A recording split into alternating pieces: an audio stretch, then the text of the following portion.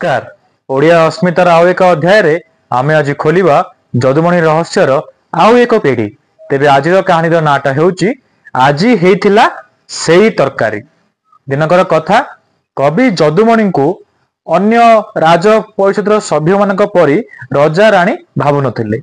समस्ते तांकु निजर परिवार रो सदस्य बोली मनुथिले। जदुमणि को मध्य अंतपुर रे प्रवेशर अनुमति मिलिथिला कारण राणी सदाबले तांकर सुख दुख बुझु थांती।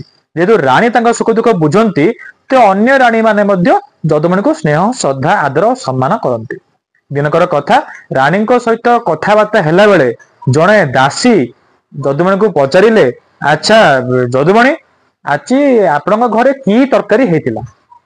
जदुमणि सेठी उत्तर देले, पिलाटी दिनरू मुंडरे टोपी कृष्ण अवतारे मोहिले गोपी, राम अवतारे रावण मारी आज हेतिला सेई तरकारी। यार अर्थ है बाउंसर गजा बा करड़ी जेबे तार उद्भव हुए छतुर जमी टोपी थाए सेमती सी देखा जाए एवं बाउंसरे ही बंशी तैयारी करी बाउंसर बंशी रे ही कृष्ण गोपी को मोही थिले एवं राम अवतारे बाउंसर सर रे ही रावण को मारी थिले राम। ठीक सेपरी आज मु बाउंसर गजार तरकारी खाई कांजी खाई। यह शुणी राणी और अन्य दासी मान मन कष्ट है। राणी तुरंत कखारू बोईतालु जो सेव अंगूर सब फलमूल एक भार कर जदुमणि घर को पठाई देले एवं आदेश देले आगामी दिन में जदि किसी भी असुविधा है मते तुरंत आसी जनइबो।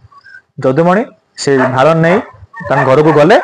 परवर्ती मुहूर्त जो दासीटीए जदुमणि को प्रश्न करथिला राजा तांको डकाई पठाइले एवं ताकू से दिन टुपी बोली नाम सी देले। कारण होउची टुप किना कथा कही जदुमणि को दुख को सी जानि पारिले एवं तांको दुख को सी हरि पारिले। एइथिला आजिर कहानी।